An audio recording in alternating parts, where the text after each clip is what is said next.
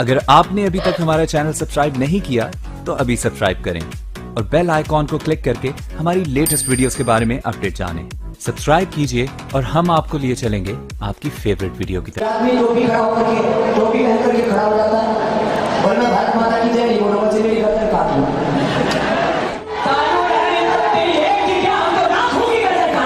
बाबा रामदेव ने ये कहा कि हम अगर नहीं होता है तो हजारों लोगों के सर कलम करने के लिए भी तैयार। नहीं, ये बात गलत है, ऐसा नहीं करना चाहिए। और मैं एक बात बता दूं, ये कौम सिर्फ अल्लाह से डरने वाली कौम है, किसी के बाप से नहीं डरती ये कौम। ये सिर्फ अपने नबी करीम से डरने वाली कौम है जी। लेकिन उनको ऐसे, क्योंकि क्या है, जज्बाती बहुत है जी। मुसलमान भाई लोग जज्बाती बहुत है, तो बहका दिया। वो कई बार मेरे प्रोग्राम सुनते हैं टेलीविजन पे और कहा है कि एक इलाका है जहाँ कई मुसलमान स्कूल है लेकिन वहाँ वंदे मातरम नहीं पढ़ाया जाता है, हिंदी नहीं पढ़ाया जाता है, क्या सही है? और आपके मज़हब में, इस्लाम में देशभक्ति के बारे में क्या कहा गया है? पहला सवाल कि मुस्लिम स्कूल में वंदे मातरम क्यों नहीं कहा जाता?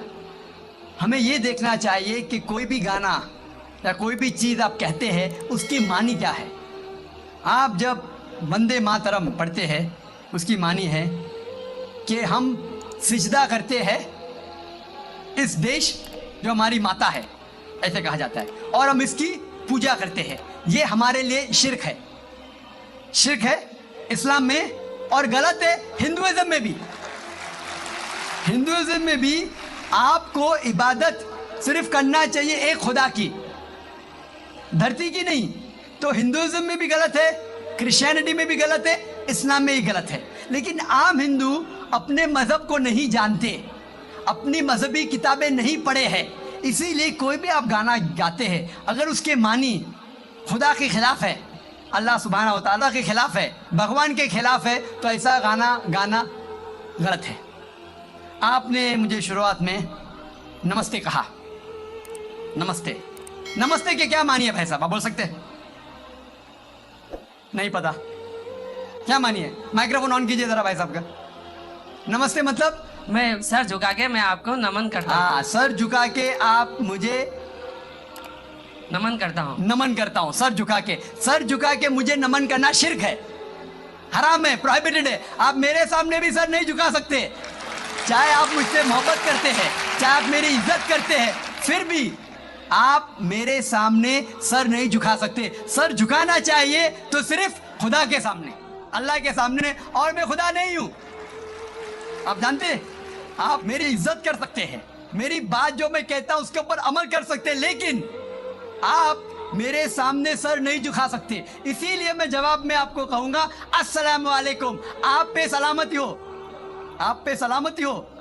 आप समझे ना?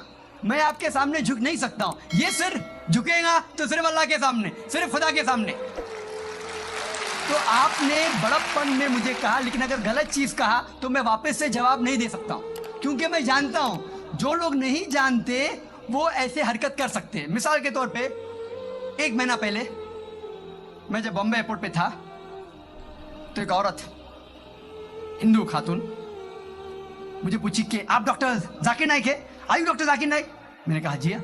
ओ, मैं आपका रोज प्रोग्राम देखती हूँ, मैं दुबई से 25 साल के बाद मुंबई में आ रही हूँ, 25 साल के बाद हिंदुस्तान में आ रही हूँ। उसके सिर पे टिका था, हिंदू औरत थी, बोलती मैं आपके प्रोग्राम देखती हूँ और बहुत अल्हम्दुलिल्लाह तारीफ करने लगी, सारी तारीफ अल्लाह की है, मैं कुछ भी नहीं हूँ। और फिर कहने लगी कि मैं तुम्हारे पैर छूना चाहती हूँ। मैंने कहा कि ये गलत है, शिर्क है। तो बोले क्यों? वही जवाब मैंने दिया, आप जो भी कहो मैं आपकी बात मानूंगी। तो मैंने कहा आप कुरान मजीद पढ़िए, कुरान मजीद पढ़िए और इसके ऊपर अमल कीजिए।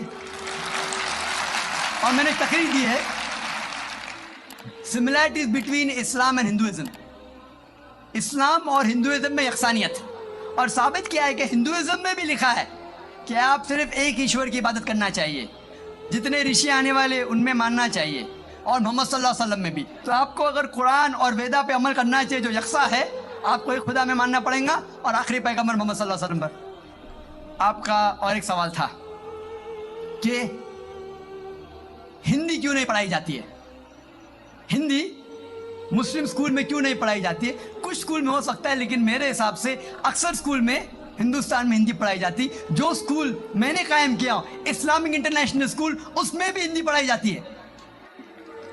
नए हिंदी मराठी भी, जो हमारे स्टेट लैंग्वेज है, हम पढ़ाते हैं, जोर देते हैं अंग्रेजी और अरबी पर।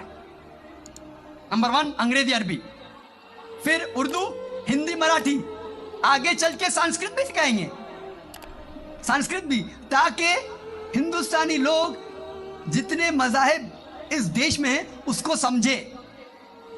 मैं गवर्नमेंट से कहता हूं कि हिंदुस्तान में संस्कृत आम करो। संस्कृत आम करेंगे तो लोग वेदा पढ़ेंगे, पढ़ने के बाद हक के तरफ आएंगे और हिंदू मुस्लिम एक हो जाएंगे।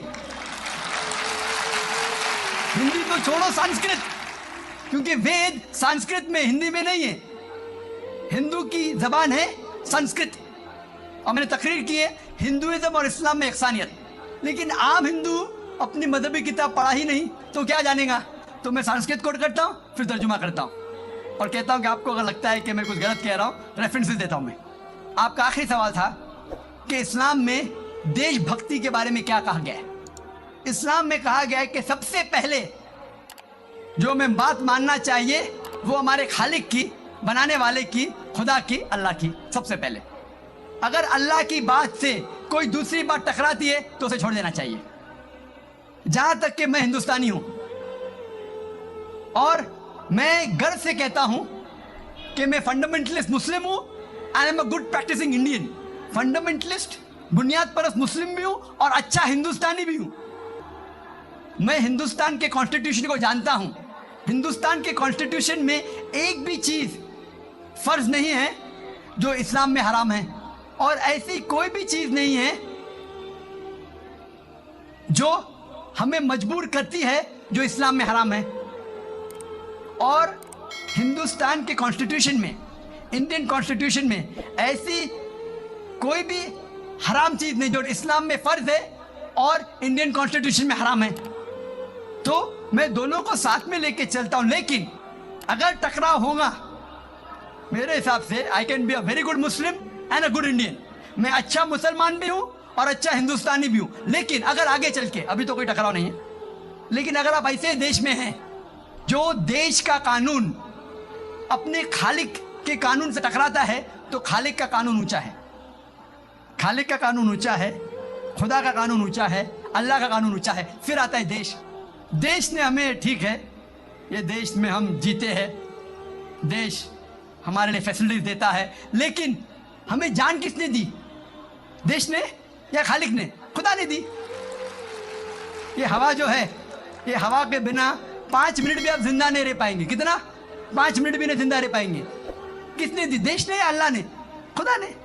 देश ने भी हमारे लिए अच्छे काम किए। मैं देश के खिलाफ नहीं हूं, मैं भी देशभक्त हूं। देशभक्त के मानी क्या?